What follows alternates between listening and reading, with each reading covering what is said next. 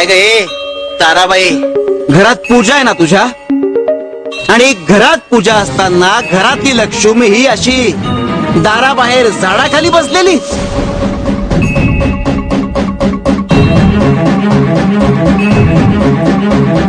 अगं तू पण एक स्त्री आहेस ना, तू पण गेली आहेस ना या सगळ्यातून, आणि तरी सुद्धा त्या रुक्मिणीशी अशी वागतेस.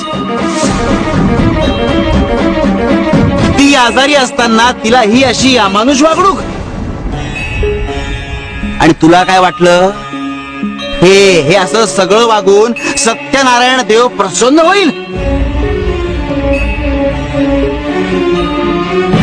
अगं सत्यनारायणाची पूजा करते वेळी केळीचे खांब लावताना जेवढी श्रद्धा दाखवलेस, त्याच्या अर्थानं जरी माया या मुलीला दाखवली असते